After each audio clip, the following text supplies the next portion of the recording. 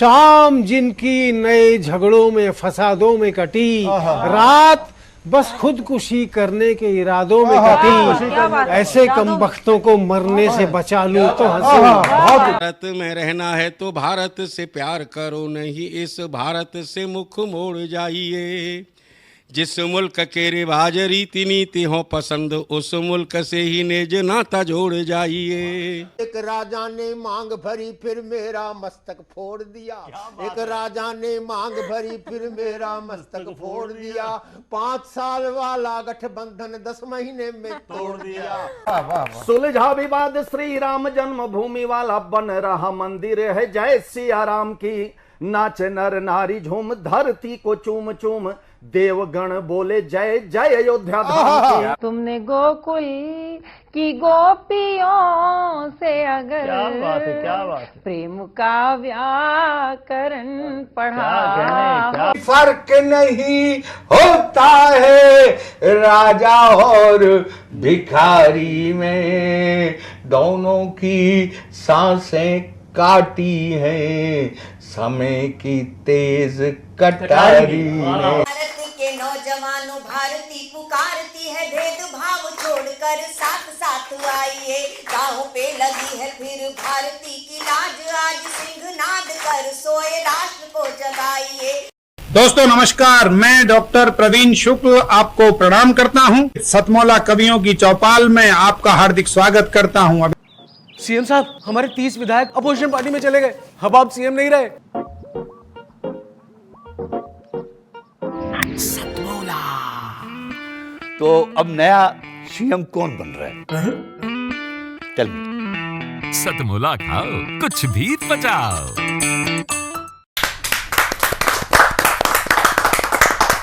नमस्कार, सतमौला कवियों की चौपाल में आप सभी दर्शकों का हार्दिक स्वागत है। सतमौला कवियों की चौपाल, आपकी अपनी चौपाल। सतमौला कवियों की चौपाल आज बड़े ही हर्ष के साथ आपको जानकारी देते हुए अच्छा लग रहा है, आनंद लग की अनुभूति हो रही है कि आज हमारा कार्यक्रम 19 वर्ष की अनवरत यात्रा पूरी करते हुए अब 20वें वर्ष में प्रवेश करने जा रहा है। 15 अगस्त 2023 को हम 20वें वर्ष में प्रवेश कर जाएंगे। जब ये एपिसोड आपके सामने आएगा, अर्थात 20 तारीख को, तो हम 20वें वर्ष में प्रवेश कर चुके होंगे। यह सब आपके प्यार और आशीर्वाद और सहयोग की वजह से ही ये एक काव्य अनुष्ठान इतने समय से चल रहा है।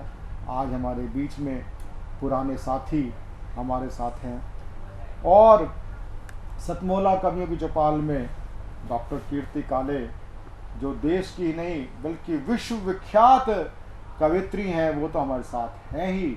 साथ ही हमारे बीच में हमारे टीवी शो पर सतमौला कवियों चौपाल में 2004 में जिन्होंने काव्य पाठ किया था, देश के सुप्रसिद्ध हास्य कवि राकेश सोनी जी भी हमारे साथ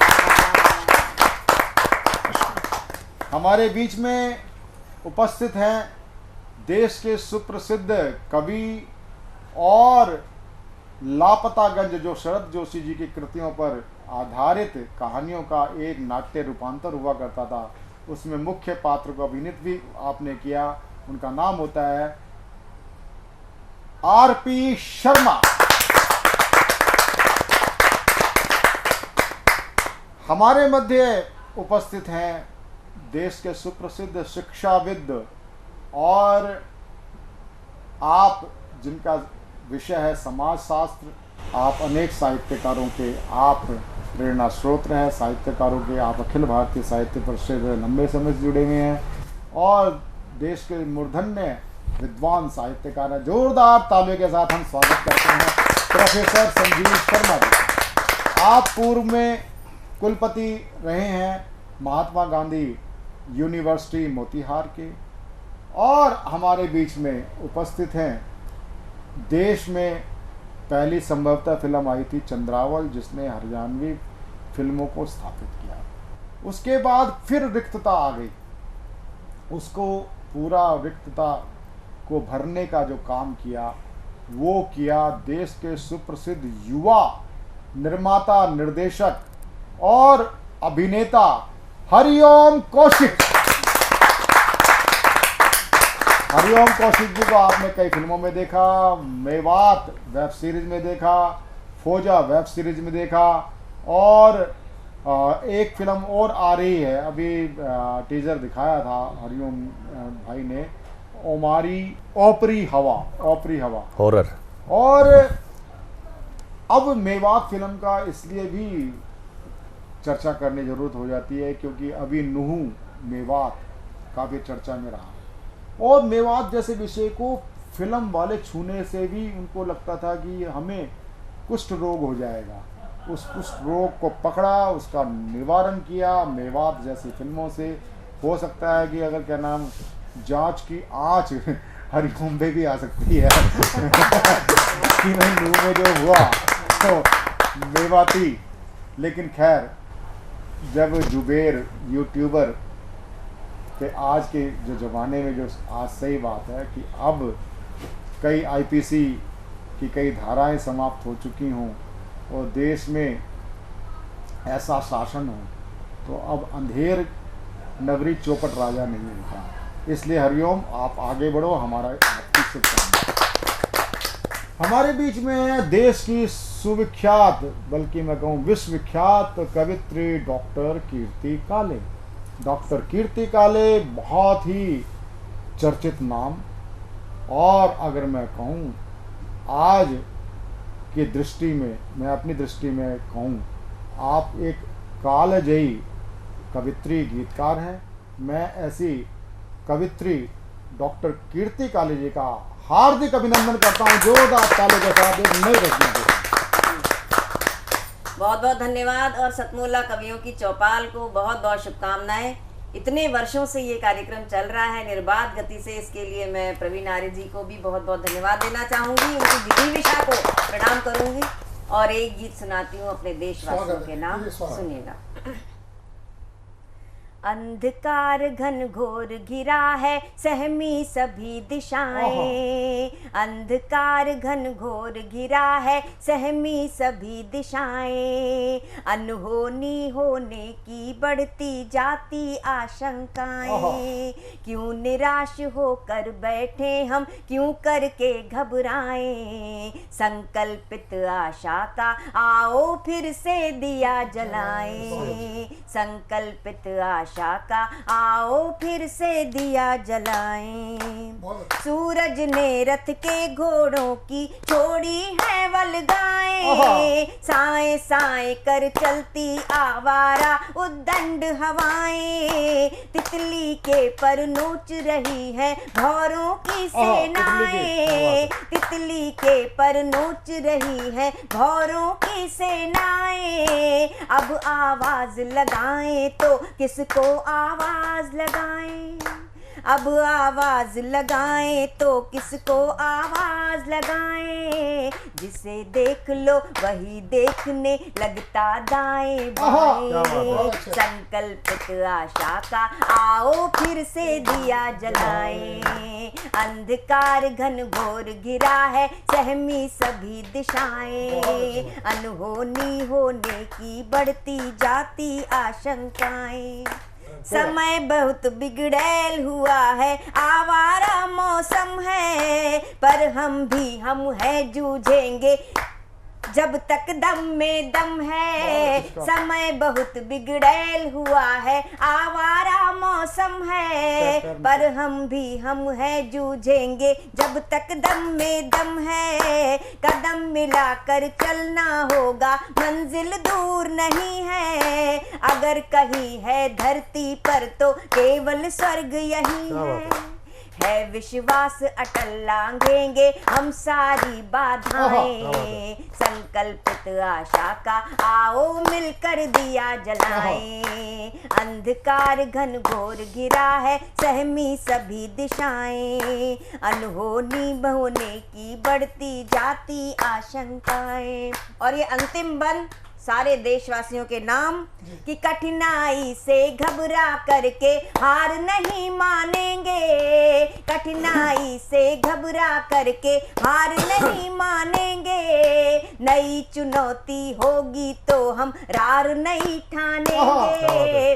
मैं माननीय अटल बिहारी वाजपेयी जी को बहुत बहुत प्रणाम करते हुए ये बंद पढ़ना चाहूंगी कि कठिनाई से घबरा करके हार नहीं मानेंगे, नई चुनौती होगी तो हम रार नहीं ठानेंगे, प्रेम दया उत्साह लिए फिर नया सवेरा होगा, प्रेम दया उत्साह लिए फिर नया सवेरा होगा, धुल जाएगी कलुष कालिमा दूर अंधेरा होगा, सत्यम शिवम सुंदरम की फिर धवल ध्वजा फहराएं, संकल्पित आशा का आओ मिलकर बहुत दिया अच्छे, जलाएं, बहुत अच्छे, बहुत अच्छे, संकल्पित आशा का आओ मिलकर दिया जलाएं। बहुत अच्छे, बहुत अच्छे, बहुत अच्छे, बहुत अच्छे, बहुत बहुत साधुवाद। आज हमारे बीच में उपस्थित है देश के सुविख्यात हास्य व्यंग्य कवि आर.पी. शर्मा जी। आर.पी. शर्मा जी कवि होने के साथ साथ एक सफल सुप्रसिद्ध अभिनेता भी हैं और एक टीवी सीरियल आया करता था सब टीवी पर अधिकारी ब्रदर्स का, उसका नाम होता था लापतागंज। लापतागंज शरद जोशी जी की ललित निबंधों और उनकी कहानियों का नाट्य रूपांतर होता था। वो बात अलग है कि वो जितनी भी उन्होंने कोशिश की कुछ ना कुछ अलग प्रकार की रही, कुछ लोगों को वो पसंद आया, कुछ लोग अधिकतर लोगों को वो मन पर छा गया। लोकप्रियता के कारण उसमें अलग कुछ बदलाव भी करने पड़े कहानियों में, लेकिन वो जो लापतागंज इस सब के बावजूद भी जो सद प्रयास था वो हास्य व्यंग की एक विशुद्ध शैली होती थी, क्योंकि शरद जोशी जी की जो पहचान थी और टीवी पर रूपांतरित करते हुए वो एक विशिष्ट एक टीवी सीरियल बन गया लापतागंज। और लापतागंज के अंदर जो मुख्य रूप से बार बार अनेक एपिसोड्स में चरित्र आता था वो आता था मंत्री जी का। मंत्री जी का चरित्र को अभिनीत करने वाले हमारे कवि मित्र आर.पी. शर्मा जी एक उसी प्रकार बहुत शानदार कवि भी हैं हास्य व्यंग्य के। आपका अभिनंदन है। ये गीत है जो मैंने अपनी प्रेमिका के लिए लिखा है। हमने तुमको सोच सोच कर, हमने तुमको सोच सोच कर शब्द लिखे कुछ पन्नों पर, हमने तुमको सोच सोच कर शब्द लिखे कुछ पन्नों पर, छू करके तुमने तो उनको, छू करके तुमने तो उनको गीत प्रेम का बना दिया, हमने तुमको सोच सोच कर शब्द लिखे कुछ पन्नों पर, फूल से कोमल पाँव तुम्हारे, फूल से कोमल पाँव तुम्हारे, चलो तो महके रस्ते सारे, फूल से कोमल पाँव तुम्हारे, चलो तो महके रस्ते सारे, कमल से हाथ जो भाग्य सवारे, तुमको देखें छुप छुप तारे, छू करके तुमने मुझको तो, छू करके तुमने मुझको तो पत्थर से हीरा बना दिया, हमने तुमको सोच सोच कर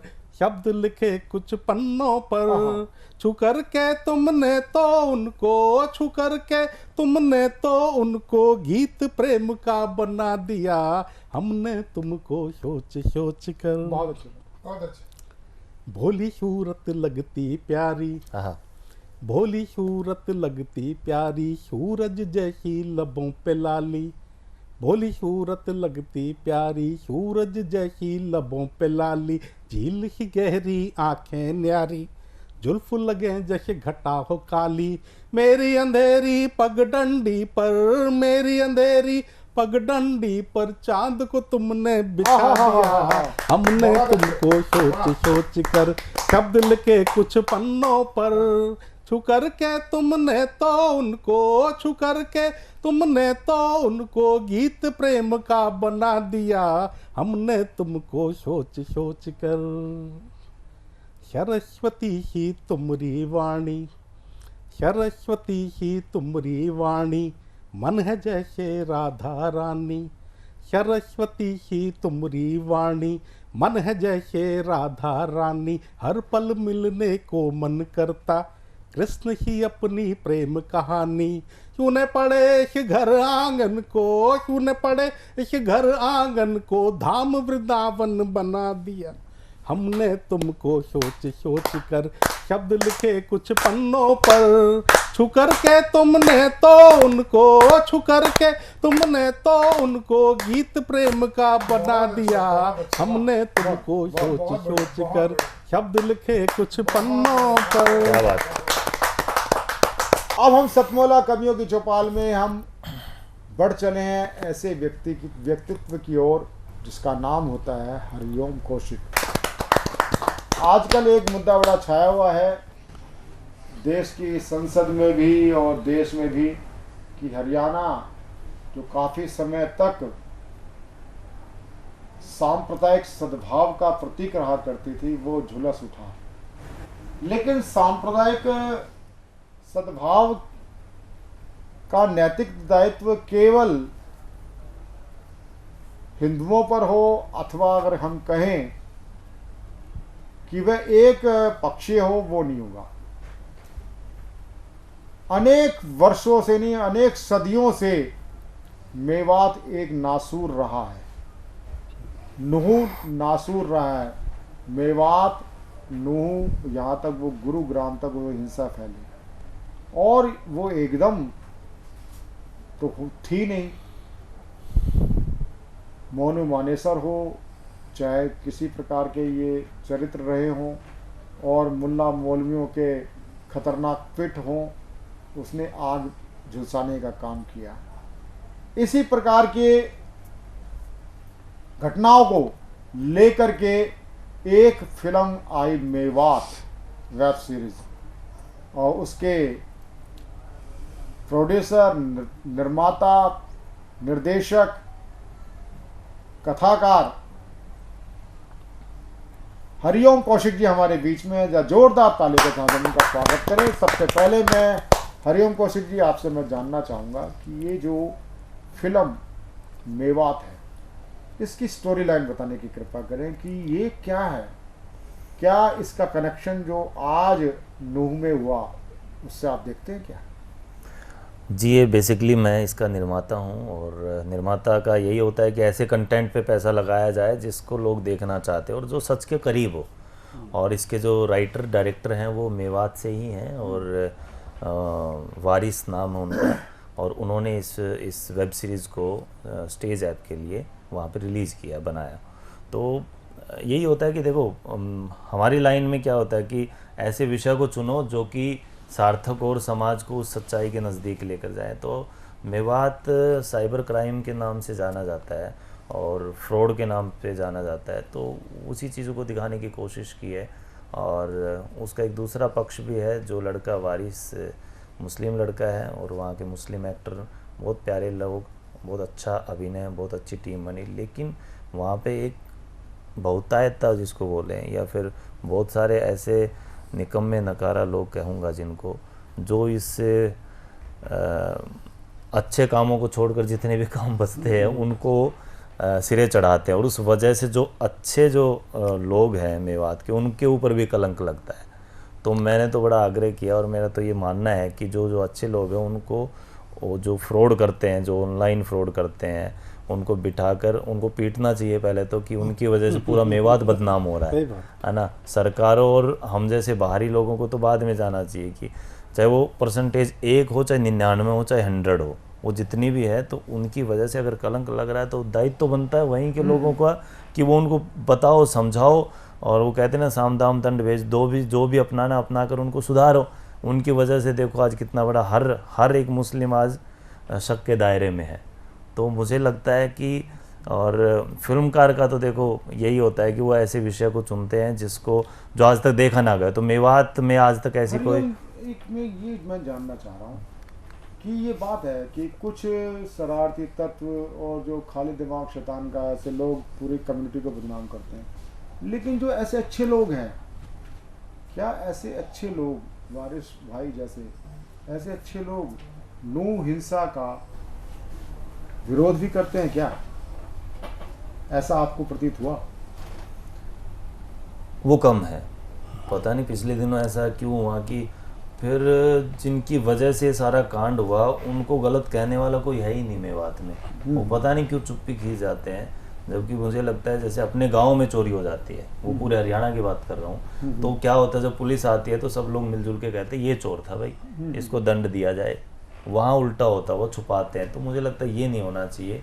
आपको एकदम से जो दोषी लोग उनको फ्रंट पर लेकर जाओ। मैं इसमें एक बात कहना चाहूँगा रियो भाई, क्या आपकी जो मेवात सीरीज है उसका विस्तार करने का एक अच्छा अवसर नहीं है? देखो मेरा व्यक्तिगत ऐसा कोई उद्देश्य नहीं था कि ऐसा कोई मेरी सीरीज से, हमारी सीरीज से ऐसा कोई बवंडर मचे, लेकिन सच्चाई है, सच्चाई तो लोगों तक पहुंचनी चाहिए। और ये हमने 1 साल पहले बनाई थी, अभी शायद पार्ट 2 बन सकती है। स्टेज ऐप के साथ हमारी मीटिंग होनी है। तो बिल्कुल आपने जो पूछा ना कि आज तक वहाँ पे फिल्में नहीं बनी, बहुत कम ना के बराबर, तो वहाँ अनछुए बहुत सारे ऐसे टॉपिक हैं। तो हाँ, जब ये बनाई तो मेरे को भी धमकी आई कि भाई तुम लोग हमारी इमेज ख़राब कर रहे हो, तुम लोग मतलब ऐसी हमारी चीज़ें क्यों बना रहे हो। तो मैंने कहा कि भाई ऐसे गलत तो बना नहीं रहे, आंकड़े हैं, न्यूज़पेपर है, न्यूज़ है, और आप ही के लोग, मतलब सारी चीज़ें हैं। तो मैं जहाँ तक समझता हूँ हरिओम भाई कि ये संयोग नहीं मानेंगे लोग, क्योंकि मेवात पहले से बड़ा शांत था। आपकी फिल्म के आने के बाद ये एक बोलते ना उद्वेग उत्पन्न होना, और जैसे कि वो फिल्म मेवात फिल्म से जो उनकी वही वाली बात है कि लोगों ने धमकियाँ भी दी। तो खैर हम बात करते हैं फौजा फिल्म की। फौजा फिल्म से बहुत मैंने देखा कि आपके उस फिल्म के बहुत टीजर बड़े पसंद किए गए। फौजा के बारे में बताने का। जी, मतलब हर एक एक्टर के कुछ विशेष प्रोजेक्ट होते हैं उनकी लाइफ में, उसमें से एक मेरा फौजा फिल्म रही है, और वो पिछले दिनों थिएटर में काफ़ी लंबे समय तक चली है, और एक वो फौजी की लाइफ के ऊपर आधारित थी। लोगों ने बड़ा प्यार दिया, और मैं सौभाग्य था कि मैं फौजा टीम का हिस्सा रहा, उसमें एक्टर रहा और क्रिएटिव डायरेक्टर रहा। लेकिन दुर्भाग्य ये था कि मैं उसमें विलन था। मेरे को गुंडा बनाया गया उसमें, तो हीरो और हीरो की फैमिली थी, उसको मैं पूरी फिल्म में परेशान करता हूँ। तो ये दुर्भाग्य की बात है, लेकिन एक्टर के लिए मुझे लगता है अपने साथ आपके साथ ही हमारे मित्र आरपी शर्मा, आरपी भाई, हाँ, वो खुद भी अभिनेता है, वो आपसे कुछ प्रश्न करना चाहते हैं। तो बधाई आपको कि आप ऐसे टॉपिक ले रहे हो। देखिए, समाज में क्रांति लाई जा सकती है, समाज को एक दिशा दी जा सकती है कि क्या गलत है और क्या सही है। एक बात मैं आपसे यही पूछना चाहता हूँ, क्योंकि आज का यूथ जो है वो सारा सोशल मीडिया पे बहुत हावी है, वेब सीरीज़ बहुत देखता है। तो वेब सीरीज़ में आजकल, क्योंकि मैंने एक देखी थी, उसके बाद मेरी कभी हिम्मत नहीं हुई वेब सीरीज़ देखने की। कारण ये है कि उसमें जिस तरह की भाषा का प्रयोग किया जाता है, क्या ये आवश्यक है कि उस भाषा का प्रयोग किया जाए, गाली गलौज का प्रयोग किया जाए? क्योंकि हमें अपना गुस्सा दिखाने का तो कई तरीके हैं, बॉडी लैंग्वेज है, कुछ मतलब अगर कोई डांट के चुप भी कर बोल दे तो भी एक कम्युनिकेट होता है कि आप उससे गुस्सा हो। गाली गलौज आजकल ज़्यादा हो गई, तो ऐसा क्यों है? क्या बहुत जरूरी है क्या? मुझे तो सार्थक बातचीत आरपी भाई आपने की है। और अब हरियाणवी सिनेमा में हम लोग लगे हुए हैं हर दिन। मेरी अभी भी एक 25 तारीख को स्टेज पे वेब सीरीज आ रही है, ऊपरी हवा, आप लोग देखना। लेकिन जैसे आपको दारू की लत दिलवाता ना, एक सर्कल होता है जो ये सब धूम्रपान करते हैं, तो वो धीरे धीरे आज थोड़ा सा पैक दे दिया, कल थोड़ा सा उसकी मात्रा बढ़ाएंगे, उसकी लत डाल देते हैं। तो ये जो वेब सीरीज खासकर उन लोगों ने ना धीरे धीरे शुरुआत की, धीरे धीरे थोड़ी थोड़ी गालियाँ दी, थोड़ी थोड़ी नग्नता दिखानी शुरू की, और उसकी मात्रा बढ़ाते गए। अब हमारे बच्चे, हमारे भी बच्चे, हमारे यार दोस्त और छोटी एज के जो छोटे भाई बहन हैं, उनको उस चीज़ की लत पड़ गई, और ये बहुत ही बुरा दौर में जाने वाले हम लोग सिनेमा की वजह से। तो मुझे लगता है जो बुद्धिजीवी जितने भी लोग, उनका दायित्व तो बनता है कि इस चीज़ को रोका जाए। रोका ना जाए तो क्या करना चाहिए? वो कहते हैं कि लकीर खिंची हुई है, उसको मिटा नहीं सकते, लेकिन क्या करें, तो उसके साथ में बड़ी लकीर। तो हमारा दायित्व तो बनता है फिल्म मेकर के नाते कि हमें अच्छा कंटेंट बनाना चाहिए। अब मैं हरियाणा की बात करूँ, आप ही की बात में, हरियाणा को बॉलीवुड में बहुत ही नेगेटिव तरीके से दिखाया जाता है। हमारे पुलिस वालों को करप्टेड दिखा, हरियाणा के भाई कित का है नो यूं दिखाते वो करप्टेड है, वो पैसे खींचता है, हरियाणा का कैरेक्टर विलन ही होगा, हरियाणा की माँ अपनी बेटियों को मारती है, ऐसा नहीं है। तो वो बना दिया बॉलीवुड ने एक बार मैं बोलता हूँ मुंबई में, हमें हरियाणा से, अरे यार तुम्हारे तो लड़कियों को उठा लेते हैं, नहीं उठाते भाई, हमारे यहाँ कोई नहीं लड़कियों को उठाता। मेरी माँ है, मेरी बहन है, मेरी वाइफ है, मेरी बेटी भी है, कोई नहीं उठाता ऐसे। तो धीरे धीरे ना ऐसा क्या बोलते हैं विमर्श, नैरेटिव खड़ा कर देते। तो ऐसे तो ये बड़ा डरावना दौर होता, तो उसमें आप ना बस इस तरीके की बातें ना करके ग्राउंड पे उतरे और अच्छा काम करें। हरिओम भाई, अभी हाल ही में आपने एक फिल्म फेस्टिवल ऑर्गेनाइज किया था शायद रोहतक में, हिसार। तो आप जैसे हम हरियाणा में फिल्मों की बात करते हैं, तो आप हरियाणवी फिल्में पर आप क्या भविष्य देखते हैं, आपकी इसमें क्या भूमिका रहने वाली है? वो जो फेस्टिवल था हिसार में, भारतीय चित्र साधना का जो राष्ट्रीय सत्र पे फेस्टिवल करती है हर 2 साल में, तो इस बार उन्होंने छोटा हर स्टेट का हिसार में किया। और मैं अपना सौभाग्य समझता हूँ कि मुझे उसमें मेन उस टीम में रखा गया कि फ्रंट पे आप रहोगे। तो हमने फिल्में मंगवाई और वही है कि हमने आह्वान किया कि साफ़ सुथरी अच्छी फिल्में हो, तो बहुत मात्रा में हमारे पास फिल्में आई और शॉर्ट फिल्में आई। तो अभी उसका बड़ा आयोजन होने वाला है पंचकुला में। आपको निमंत्रण आएगा फरवरी में, हाँ, भारतीय चित्र साधना का। तो हमारा मेन मोटिव है कि अच्छी भारतीयता को दिखाने वाली, दर्शाने वाली फिल्में आप हमें भेजें। पिछली बार ये फेस्टिवल भोपाल में हुआ था जिसकी फिल्मों की संख्या 1000+ थी, तो हमें लगता है इस बार शायद मेरे ख्याल से इफ्फी के समकक्ष जाके खड़ा हो गया। बहुत बड़ी बात, और क्वालिटी वाइज भी। और साथ ही में हरियाणा में एक ऐप आई है, स्टेज ऐप, जिसने इतना कंटेंट बनवा दिया साहब कि हर डिस्ट्रिक्ट में फिल्में, वेब सीरीज बन रही है बहुत आयता के साथ। उन्हीं को देखते हुए, जो हरियाणा में पैसा बहुत है हमारे यहाँ, और जैसे गुड़गांव है, रोहतक है, भरे पड़े हैं, और हमारे जाट भाई तो इतने पैसा है पूछो मत। तो उनको स्टेज ऐप पर कंटेंट बनने लगा, लोगों ने प्यार देना शुरू किया, तो उन लोगों ने इंडिपेंडेंट प्रोड्यूसर्स आए। अच्छा, क्या ऐसा लगता है कि जैसे अब वेब सीरीज बनने लगी हैं, अब तो मेरे ख्याल से OTT एंट्रीज अभी आनी शुरू हुई हैं, वो शायद इफ्फी में भी आएंगी और चित्र भारती में भी। इसके लिए भी एक अलग सेक्शन बनाया जाएगा? नहीं बन रहा है तो बनना चाहिए, देखो, क्योंकि मुझे लगा फिल्मों से ज़्यादा वेब सीरीज बनने लग रही है, तो इसके ऊपर तो बिल्कुल अभी मैं एक है ना, क्योंकि ध्यान आ रहा है कि मैं देखता हूँ नजर बट्टू बड़ा चल रहा है, वो उसमें बहुत शानदार कॉमेडी भी है और मोटिवेशनल चीज़ें भी हैं। तो ऐसी चीज़ों के लिए आप भी कोई ऐसी नई वेब सीरीज लेके आ रहे हो? देखो, हमारा तो विषय चुनते हैं, जैसे पुलिस वालों पे हमने काम किया, अभी मेरी 2 सीरीज़ आनी है जिसमें मैं पुलिस मेन किरदार में हूँ। तो विषय देखो ऐसा जो समाज को एक दिशा और दशा दे, वैसा ही काम करना चाहिए। तो अगर ऐसा हमें लगा टॉपिक, तो बिल्कुल उसको रातों रात शुरू कर दिया जाएगा। अभी मैं एक प्रोजेक्ट कर रहा हूँ अपना बैड बॉयज़ भिवानी, तो हाँ, अभी 19 तारीख से उसका शूट शुरू है, तो आप लोग आइएगा सेट के ऊपर। चलिए, आपका बहुत बहुत आभार। हमारे बीच में ये थे हरिओम कौशिक जी, और हरिओम कौशिक जी के बाद जो सबसे बड़ी हमारी उपलब्धि है इस शो के लिए, मैं उसको एक अचीवमेंट कहूँगा कि हमारे शो के साथ जहाँ फिल्मकार और कलाकार,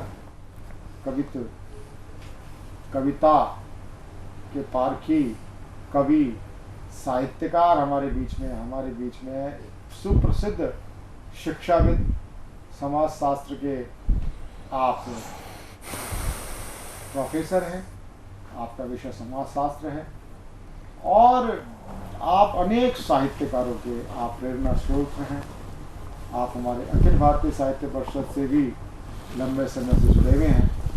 आज आपने देश भर से पधारे दूरस्थ क्षेत्रों से, सुदूर क्षेत्रों से हमारे बीच में कवि लोग पधारे। आपने, हरिओम कौशिक जी ने, डॉक्टर कीर्ति काले जी ने, आरती शर्मा जी ने, राकेश सोनी जी ने, आप सब लोग ने संयुक्त रूप से नवगीतकार, नवांकुरों सबको आपने अपना आशीर्वाद प्रदान किया। सतमोला कवियों की चौपाल आपकी बहुत आभारी है। मैं प्रोफेसर संजीव शर्मा जी से आग्रह करूंगा, आप नए बच्चों को अपना आशीर्वाद प्रदान करें। संजीव शर्मा जी।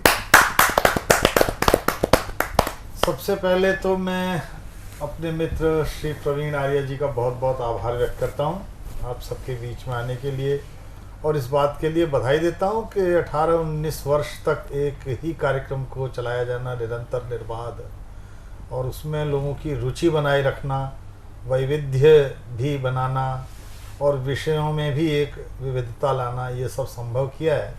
इसके लिए आपको बहुत बहुत बधाई, बहुत बहुत शुभकामनाएं। मुझे ये भी देखकर बहुत ही अच्छा लगा कि देश के विभिन्न भागों से नए रचनाकार इस कार्यक्रम से संबद्ध हो रहे हैं निरंतर, और उसमें स्त्री भी हैं, पुरुष भी हैं, बच्चे भी हैं, बड़े भी हैं, हर आयु वर्ग के हैं। ये विविधता बनाए रखते हैं आप। भारत की विविधता है, ये भारत की पहचान भी है, इसलिए मुझे बड़ा अच्छा लगा। भारत की संस्कृति सभ्यता संसार में सबसे पुरानी है, और हमने संसार में सबसे पहली कविता गाई है। ऋग्वेद ऋषियों की कविताएं हैं जो उन्होंने प्रकृति की प्रार्थना में लिखी हैं। आदि कवि वाल्मीकि ने तो क्रौंच वध से पीड़ित होकर, दुखी होकर ये कविता लिख दी और आदि कवि हो गए। और आज देखिए इतने वर्षों बाद भी हमारा सामाजिक जीवन बिना कविता के नहीं है, कोई विज्ञापन बिना कविता के नहीं है, कोई हमारे त्योहार बिना गीत कविता के नहीं है। हमारे सुख दुख के सभी अवसरों पर हम कविता गाते हैं। तो वेद का ऋषि कहता है कविर मनीषी परिभू स्वयंभू। कवि मनीषी होता है, परिभू संसार भर के को देखता है, और स्वयंभू होता है, स्वयं अपने आप में व्यक्तित्व है, स्वतंत्र है। तो ऐसे कवियों से भी आपने आज मेरा परिचय कराया, बहुत सारे लोगों को सुनने को मिला, और बहुत सारे ऐसे नए कवि जो लिख रहे हैं उनको जानने को मिला। मैं एक बार पुनः प्रवीण जी का आभारी हूँ। और एक बात कहता हूँ, शिक्षा के क्षेत्र में काम कर रहा हूँ इसलिए विशेष रूप से कि कई बार हम शिक्षा के क्षेत्रों में साहित्यिक गतिविधियों को शिक्षणेतर गतिविधि कहने लगते हैं। बिल्कुल। Extra curricular. एक्स्ट्रा करिकुलर का मतलब है शिक्षण से अतिरिक्त। अब राष्ट्रीय शिक्षा नीति ने एक अच्छा काम किया है कि अब एक्स्ट्रा करिकुलर नहीं कहते हम उसे भी शिक्षण का ही माध्यम और अंग मानते हैं। इसलिए, और जो अभी हरिओम जी ने कहा, भारतीय चित्र साधना की ओर से जो काम हो रहा है, ये भी भारत के संस्कार को आधुनिकता के साथ जोड़ने का काम है। इसलिए तकनीक, प्रौद्योगिकी हमारी सहायता करे, लेकिन संसार के सबसे पुराने देश और सबसे पुरानी संस्कृति के भावों को जीवित भी रख सके। वेद कहता है सा संस्कृतिर विश्वा प्रथमवारा, वह विश्व की पहली संस्कृति है। तो हम विश्व की पहली संस्कृति आज विश्व की श्रेष्ठतम संस्कृति बनने की ओर जा रहे हैं। हम विश्व गुरु रहे हैं, अब पुनः विश्व गुरु बनने की ओर प्रयास कर रहे हैं। तो सभी क्षेत्रों में हमारे लोग प्रगति करें, श्रेष्ठ भारत, समर्थ भारत, सशक्त भारत, समृद्ध भारत, स्वस्थ भारत बने। इसी प्रार्थना, इसी कामना के साथ पुनः एक बार सतमोला कवियों की चौपाल के इस कार्यक्रम को बहुत बहुत शुभकामनाएं, बधाई देता हूं। और भाई प्रवीण आर्या जी को इस बात के लिए धन्यवाद, साधुवाद देता हूं कि मुझे इस सबसे जोड़ने का अवसर प्रदान किया। क्या बात।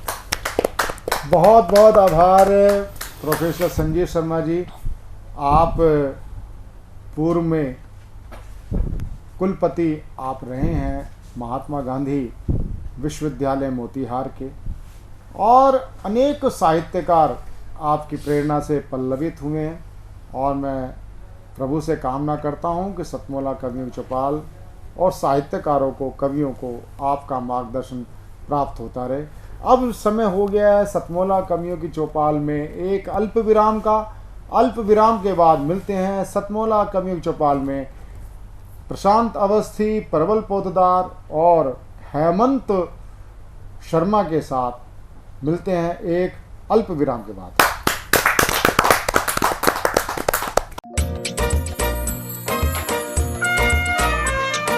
हर पल मस्ती और रंगीन विद सतमोला नमकीन, इससे बेटर है नथिंग। सतमोला नमकीन डिफरेंट टेस्ट है बेमिसाल, पनीर भुजिया भी कमाल, इसके टेस्ट के सब शौकीन। हाँ सतमोला नमकीन, सतमोला स्वीट्स एंड नमकीन, इससे बेटर है नथिंग।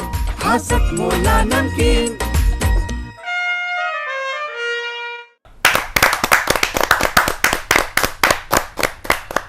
आइए, अंतराल के बाद में आपका एक बार फिर से स्वागत है आपके अपने चहेते कार्यक्रम सतमोला कवियों की चौपाल में। अभी तक आप सुन रहे थे देश के उन महनीय कवियों को जिनको सुनने के बाद में, जिनको पढ़ने के बाद में मन में एक बीज अंकुरित होता है कविता का। और ऐसी ही अंकुरित कविताओं को लेकर के कई हमारे बीच में ऐसे लोग होते हैं जिनको एक मंच नहीं मिल पाता है। उन्हीं में से आज कुछ चुनिंदा नवांकुर कवि आप सबके बीच में आए हुए हैं, और इन नवांकुर कवियों में मैं एक ऐसे वृद्ध नवांकुर कवि को आप देख रहे होंगे हमारे बीच में बैठे हुए हैं। हम सबके ओज के एक ऐसे कवि जिनका की नाम है एकांक सोलंकी जी, जो रतलाम से हम सबके बीच में पधारे हुए हैं। मैं उनका आप सबकी जोरदार तालियों से स्वागत करता हूँ। के समस्त जनों को हार्दिक बधाई देता हूँ कि उन्होंने एक हिंदी के क्षेत्र में आकर हिंदी को बढ़ावा देने के लिए यह जो एक कार्यक्रम आयोजित कर रहे हैं, ये देश ही नहीं पूरे विश्व के अंदर, पूरे विश्व में अपना नाम स्थापित करेगा। जी साधना चेवन। मैं एक गीत के माध्यम से वंदे मातरम गीत प्रस्तुत करता हूँ। स्वागत है। जय बोलो वंदे मातरम। ओज गीत है, राष्ट्रीय गीत है।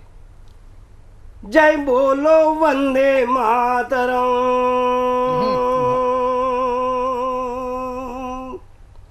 जय बोलो वंदे मातरम,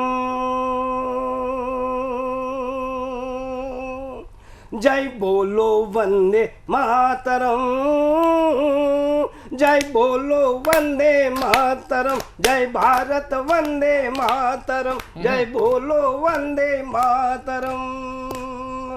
पंडित श्याम वर्मा अशफाक उल्लाह बोले थे, पंडित श्याम वर्मा अशफाक उल्लाह बोले थे, अंग्रेजों के सिंहासन भी डोले थे।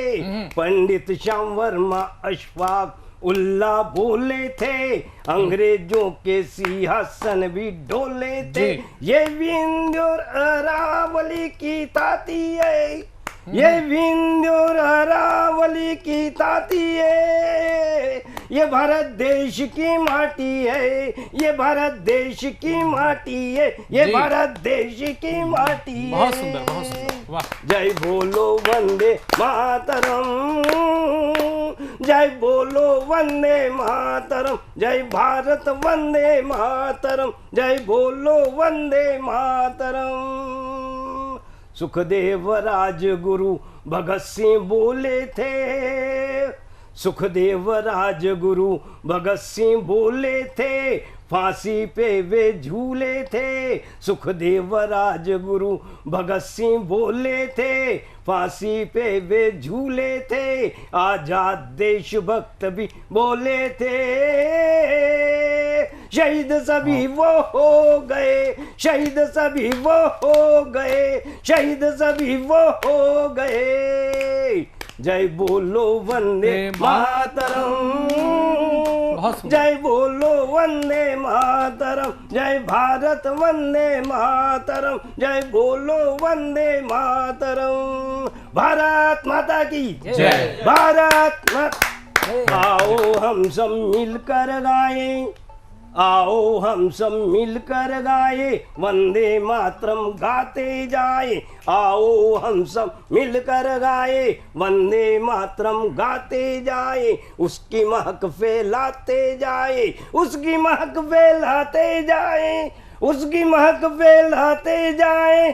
प्यार सभी को बांटते जाए, प्यार सभी को बांटते जाए, प्यार सभी को बांटते जाए।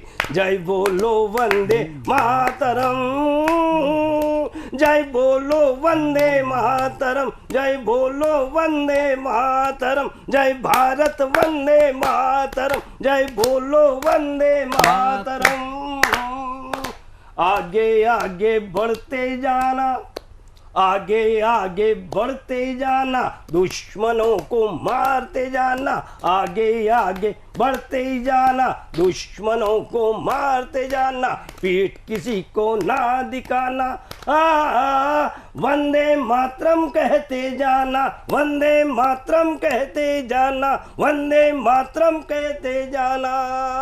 जय बोलो वंदे मातरम, जय बोलो वंदे मातरम, जय भारत वंदे मातरम, जय बोलो वंदे मातरम। भारत माता की जय हो, भारत माता की जय, भारत माता की जय। 4 पंक्तियां और प्रस्तुत करता हूं अंतिम की।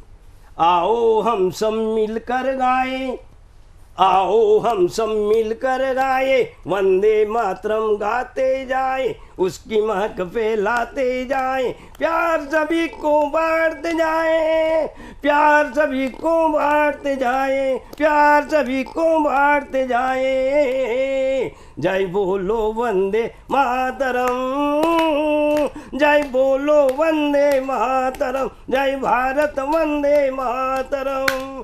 भारत का इतिहास बताता, भारत का इतिहास बताता वंदे मातरम, भारत का इतिहास बताता वंदे मातरम, देश की कहानी कहता वंदे मातरम, भारत का इतिहास बताता वंदे मातरम, देश की कहानी कहता वंदे मातरम, शहीदों की याद दिलाता वंदे मातरम, और हर देशभक्त की, और हर देशभक्त की पहचान बताता वंदे मातरम, वंदे मातरम, वंदे मातरम, वंदे।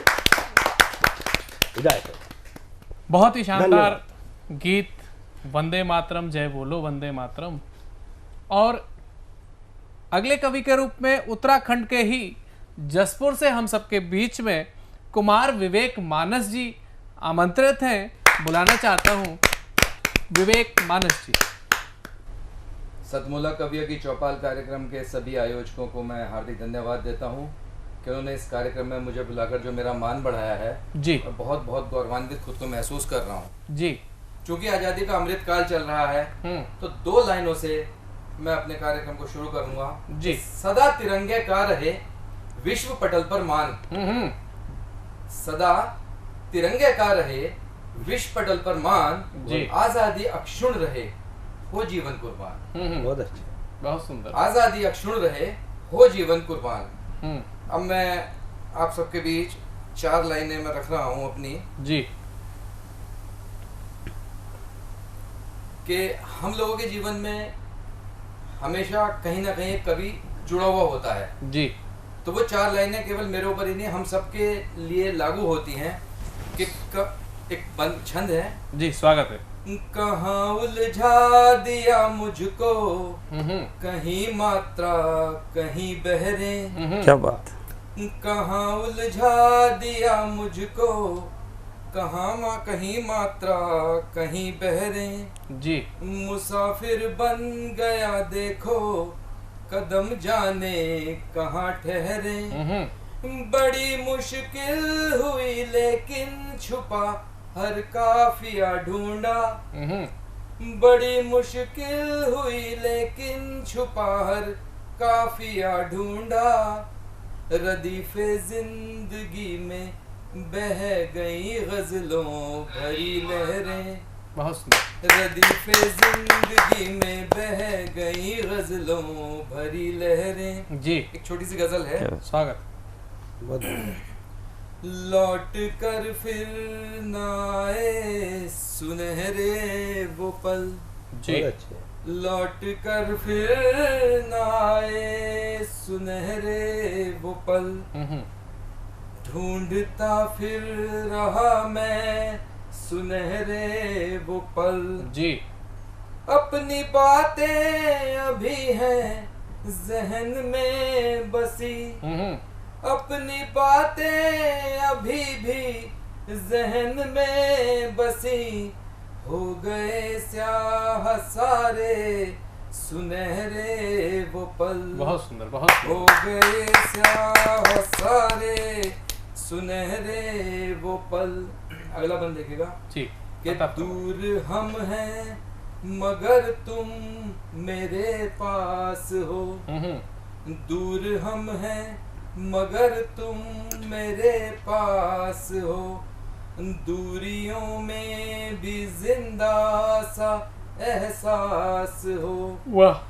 बिन तुम्हारे ये जीवन है सूखा कुआं, बहुत बिन सुंदर। तुम्हारे ये जीवन है सूखा कुआं, मैं दोपहरी सा हूँ तुम मेरी प्यास हो, मैं दोपहरी सा हूँ तुम मेरी प्यास हो। और आखिरी बंद देखेगा जी कि गुजरे बरसों हमें तुम मिले ही नहीं, फिर मुलाकातों के सिलसिले ही नहीं, गुजरे बरसों हमें तुम मिले ही नहीं, फिर मुलाकातों के सिलसिले ही नहीं, हम खड़े हैं वहीं तुमने छोड़ा जहां, वाह बहुत हम खड़े हैं वहीं तुमने छोड़ा जहां, बिन तुम्हारे कदम भर चले ही नहीं, बिन तुम्हारे कदम भर चले ही नहीं। धन्यवाद। बहुत ही सुंदर कुमार विवेक मानस जी ने। अगले कवि के रूप में हम सबके बीच में पधार रहे हैं उत्तराखंड के हल्द्वानी से हिमांशु जी। आइए स्वागत करते हैं हिमांशु जी का एक जोरदार तालियों से। सतमोला कवियों के इस चौपाल में पुनः आगमन मेरा हुआ है और इसके लिए मैं सतमोला कवियों की चौपाल की टीम का हार्दिक आभार व्यक्त करता हूँ। स्वागत।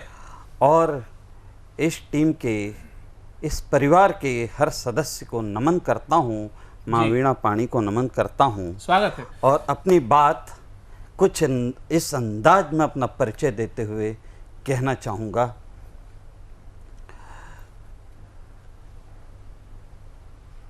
मुझे हिमांशु पाठक कहते हैं। मैं उत्तराखंड से आया हूँ। तो उत्तराखंड की खूबी किस तरह की है देखिए। अनुपम सौंदर्य की वो धनी है,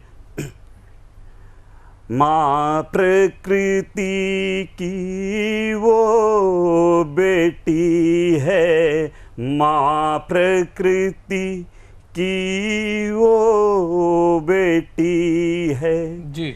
नाम कुमाऊं देवों का धाम, महाकाली की जननी गंगोली हाट, वहाँ उसकी एक बहन है जी। नाम छिमाल देवी रखते रहती पठ्योड़ा, उसी पठ्योड़ा से मैं हिमांशु आप सभी को करूं प्रणाम, कीजिए स्वीकार मेरा प्रणाम। जी बहुत सुंदर। आइए कविता। अब एक मैं अपनी माँ भारती के लिए कुछ पंक्तियाँ माँ भारती की संतति होने के नाते कहना चाहूँगा। स्वागत है। बहुत बहुत धन्यवाद। तो लीजिए। समय की ये पुकार है, माँ भारती की चाह है, समय की ये पुकार है, माँ भारती की चाह है, कि एकता के सूत्र में चलो पिरोए मोती हम, कि एकता के सूत्र में चलो पिरोए मोती हम, न राग हो न द्वेष हो न वैर का ही भाव हो, न राग हो न द्वेष हो न वैर का ही भाव हो, चलो जलाएं हर दिलों में प्यार की ज्योति हम। वाह बहुत सुंदर। चलो जलाएं हर दिलों में प्यार की ज्योति हम। न धर्म से न जाति से न क्षेत्र से पहचान हो, माँ भारती की संतति है भारतीय नाम हो।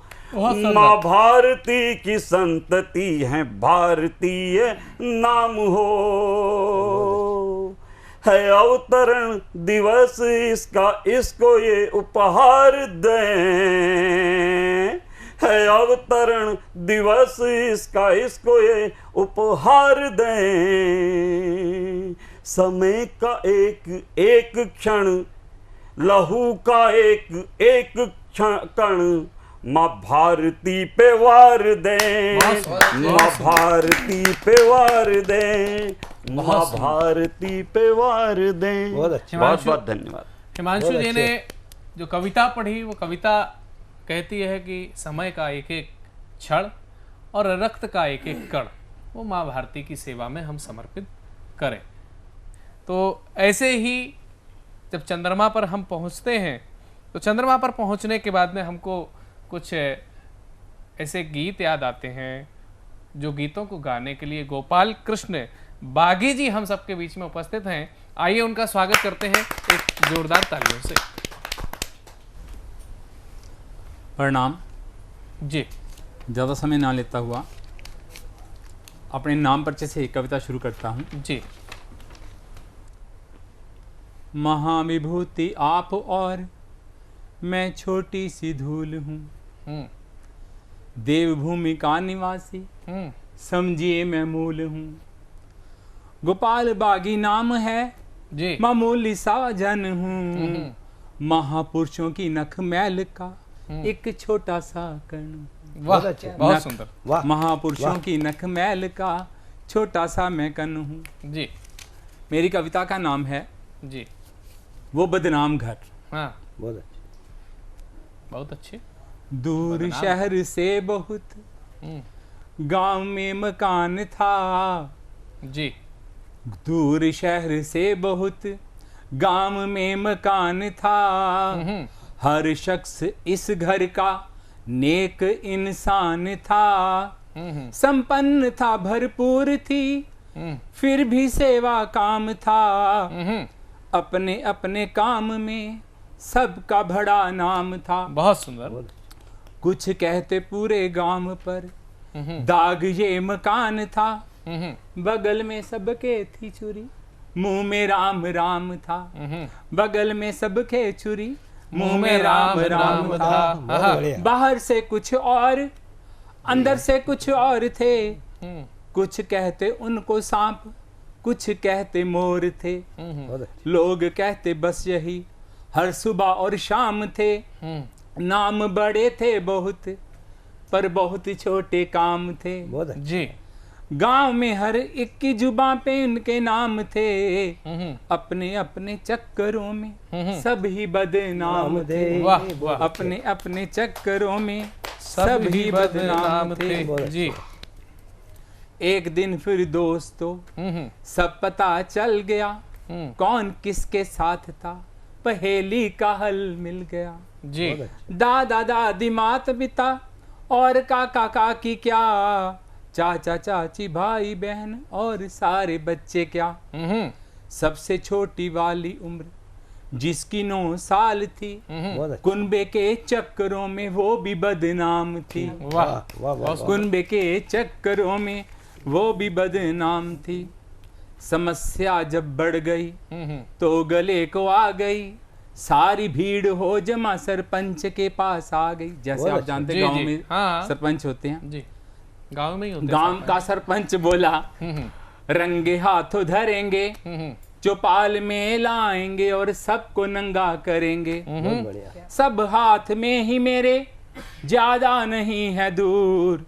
कैसे मैं गुमान इनका देखो करता चूर चूर। कैसे मैं गुमान इनका देखो करता चूर चूर। इसके अंतिम पैरे सुनने वाले हैं। हाँ हाँ, सुनाइए।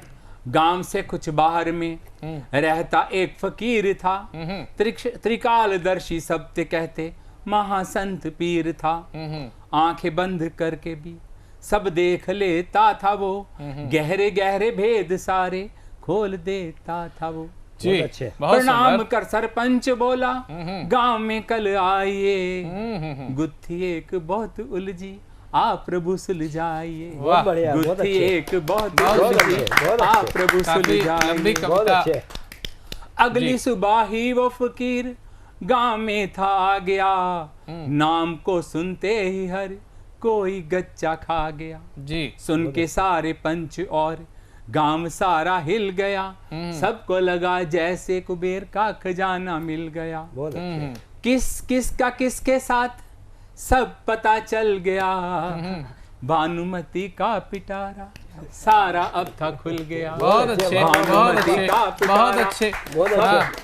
हाँ हाँ त्रिकालदर्शी ने लिया जी, जब सबसे पहला नाम था, मूलाधार सुनते ही हर कोई हैरान था। जी, कोई स्वादिष्ठान कोई मणिपुर के साथ था, कोई हृदय तो कोई विशुद्ध के साथ था, कोई आज्ञा तो कोई सहस्त्रार के साथ था, 9 साल की का तो सहस्त्रार से भी पार था। बहुत सुंदर। 9 साल की का तो सहस्त्रार सुंदर। से अंतिम। हाँ, सबको सारे चक्करों के भेद सारे खुल गए, जंग लगे ताले जो दिमाग के वो खुल गए। बहुत सुंदर। अपनी छोटी सोच देख सब शर्म से झुक गए, आंखें सबकी नम हुई सब पाप धुल गए। सोचते थे घर वो जो गांव पे एक दाग था, योग की प्रकाष्ठा का बागी वो मिसाल था।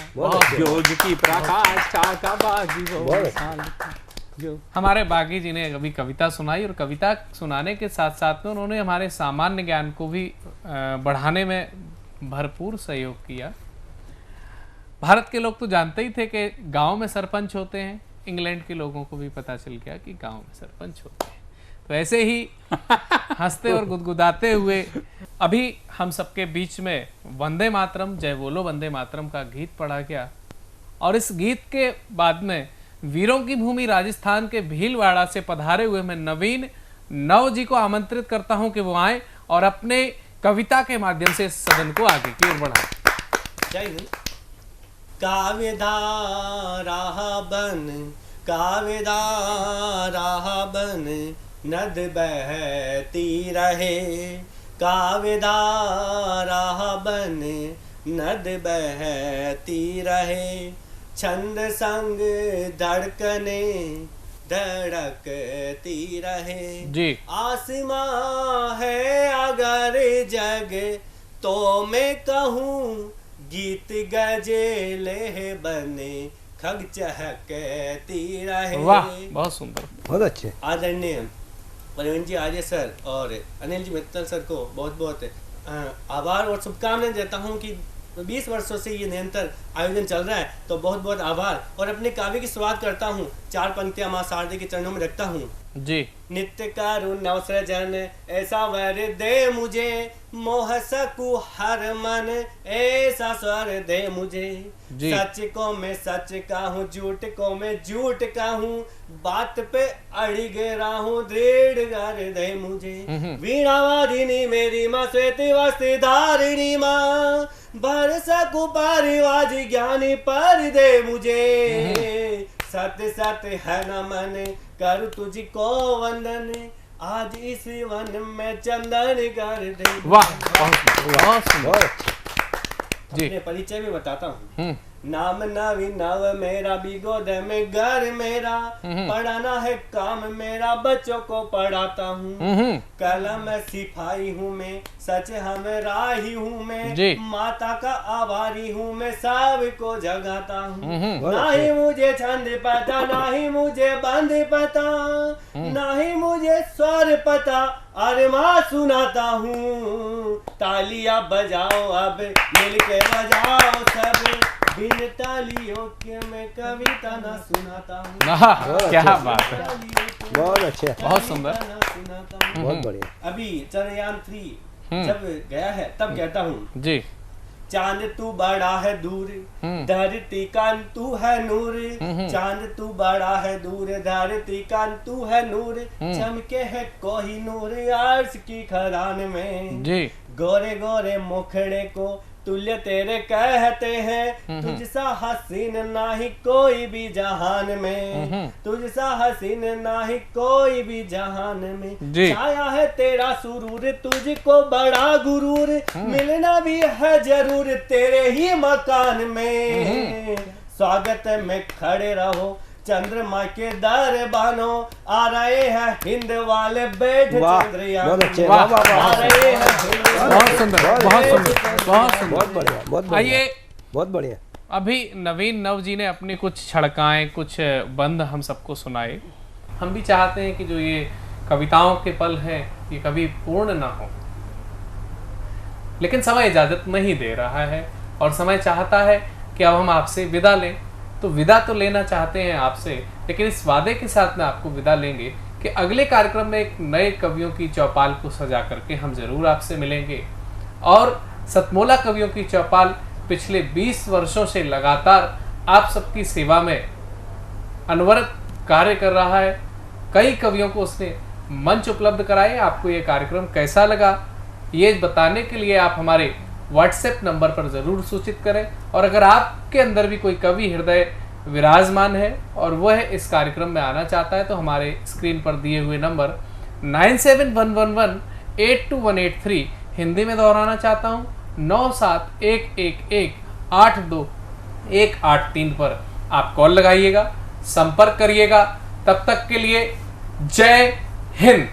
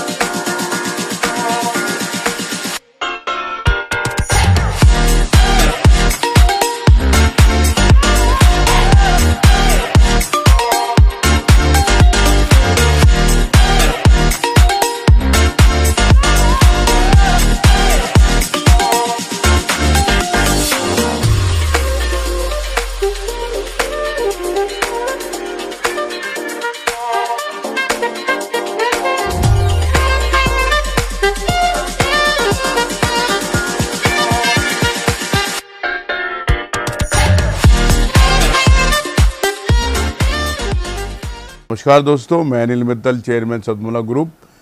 मैं जैसे आप सब लोग जानते हैं कि 2004 के अंदर मैंने सतमोला कवियों की चौपाल आरंभ करा परवीन आर्य के साथ मिलके।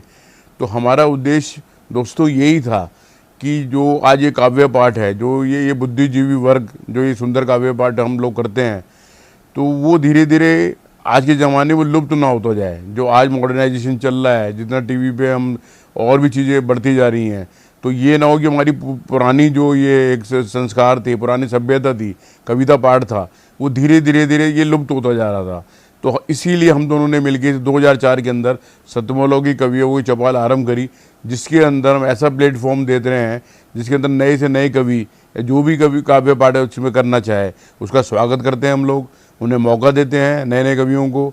और आप लोगों से यही निवेदन है कि जो भी, चाहे आप पहली बार काव्य पाठ करते हैं तो आप सतमोला कवियों की चौपाल के प्लेटफॉर्म पर आएँ, आप लोगों का स्वागत है। उसके अंदर आप अपनी मौलिक कविताओं को सुनाएं, उनके अंदर जो भी कमी होगी तो हमारे पुराने जो एक्सपीरियंस कवि हैं वो उनको सुधारेंगे और आपको और इम्प्रूव करने की कोशिश करेंगे।